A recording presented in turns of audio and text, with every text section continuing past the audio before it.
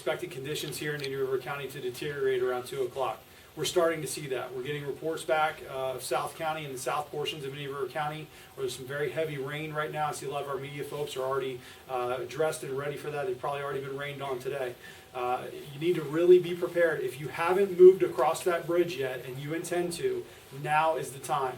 Every minute that passes is another minute that we get closer to closing that bridge. I can't give you an exact time. I can only tell you that when the bridges, the winds, sustained winds here reach 39 miles an hour, we are going to close those bridges.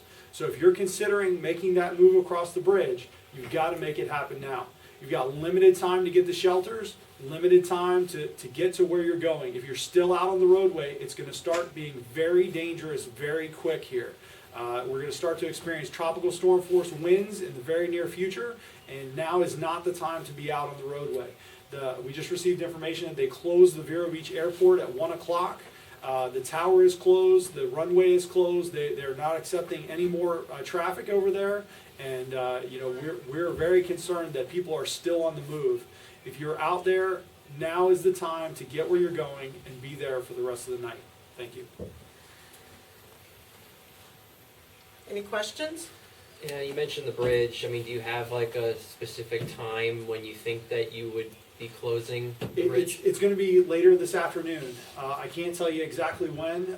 If the winds pick up in the next 2 hours, it could be 4 p.m. If it takes a little bit longer for the hurricane to make its way up the coast, it might not be until 7. I don't know that time yet, but I can tell you when it hits 39, we're closing it, and there's going to be no more traffic in either direction on those bridges. Do the shelters close, and if so, at what time? Can Across- anybody just walk in at any point? Yes. I know that once the winds reach a maximum amount, eventually those doors are going to be shut and sealed, and I would doubt at that point that somebody would be walking in. I'm sure they will take someone as long as they possibly can safely do so. Do you have a specific time when people should really brace for this storm and not be near the windows? Do you have any timing in terms of that as well? I mean, it's going to be later this afternoon, later this evening. We're really going to start to build up. You're going to start to experience tropical storm force winds in the next couple hours. So be careful, be cautious, be protected. What advice would you give to those who are traveling right now on the roadways, headed north, maybe out of state, or maybe headed west to Tampa, Naples, Bonita? I would say if you haven't made the decision that you're going to leave the county and go somewhere else, it's probably too late. You need to get somewhere safe and be there. Shelters are still open. Shelters are still accepting people. If we need to make more room, we'll make more room. But if you haven't made the decision to leave, if you're thinking about going to Tampa and you're still thinking about it, it's probably too late to make that decision. Earlier you mentioned the National Guard was here, so could you briefly explain why they're here and what their purpose is? You guys want to talk about that? Yeah. Sure. The governor activated the National Guard. He recognizes that there's every indication there's going to be severe damage up and down the east coast of Florida and some areas inland. He needed to maximize the workforce. The National Guard was available. He exercised his authority to do that.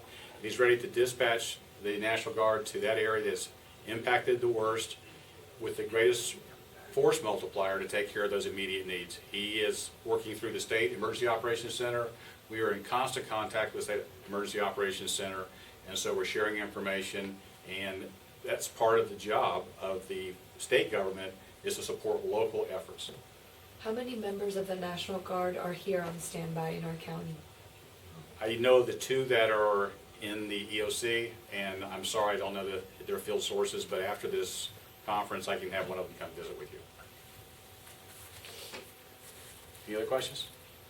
Would you talk about, now that the storm is approaching, what it is that you guys will be doing at the EOC? At the EOC, Yes. it's a continuation of what we started earlier today. Is we're preparing our activities for after the storm. We want to make sure that all the folks that are ready to government workers to go out and check those locations. We know that we have low-lying areas and they flood routinely. We know that we have certain areas that may have more damage. Our effort is try to get the infrastructure up as quickly as possible, try to get the community back in line as quickly as possible, and that would include making sure that roads are open, making sure that the power is on and the utilities are working, because it's our effort as soon as it's reasonably safe We want to let people get out of their shelters, go back to their homes, and we want to make sure that this community comes back to life very quickly.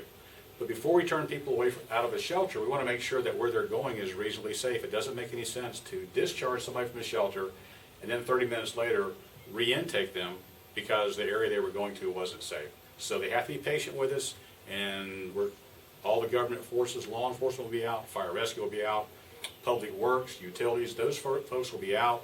The cities are working jointly with the county to share that information, and as soon as it's safe, we're discharging people from shelters. What are the priority areas in the county for when, if there is power that's going to be power interrupted, or if there is something type of power that's interrupted, which will be the areas that you guys target first for reconnection? We don't really consider a area priority, but we have a restoration plan, and that the restoration plan would be to energize US 1, State Road 60, and County Road 512. Those roads they connect as main arteries through the community. They also connect to 95, so if we have resources coming in from out of the county. In addition to that, on those major areas, we have hospitals, we have government centers, we have pharmacies, we have fuel stations, we have places that provide food services, grocery stores, and it just makes sense to try to get those up and going quickly. In addition to that, we'll have places on those routes after the storm. We'll be setting up sites for, if we qualify for individual assistance and, for the community, which is a good likelihood that's going to happen, that people will be able to go to these locations and begin to get those immediate aids that they need. Keon, I wanted to address something that you had asked. You asked what we're doing here in the EOC. Of course, we're also monitoring the storm as it continues to come into our county.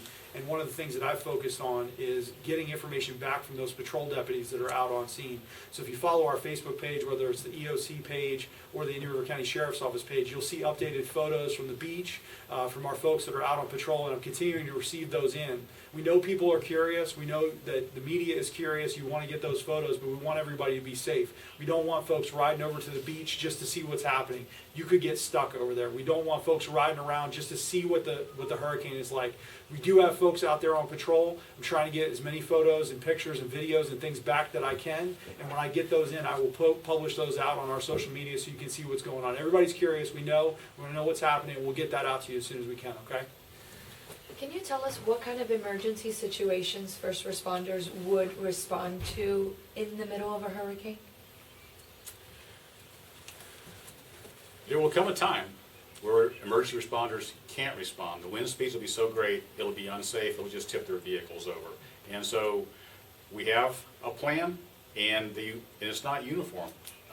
It has a lot to do with, we know what the wind speeds are, but the wind speeds and the rain and those types of weather events may be different closer to the coast, and law enforcement and fire rescue cover all the way to nearly Yeehaw Junction. And so the wind speeds on the west side of 95, where many people live, may be different. So there will come a time, in all reality, where some of the station officers will I'll make some announcements that we're going to lockdown. But we also have, in the real world, we have some customers that we know that have serious medical conditions that may be 3 blocks from the station. And we're going to do the best we can to take care of those folks.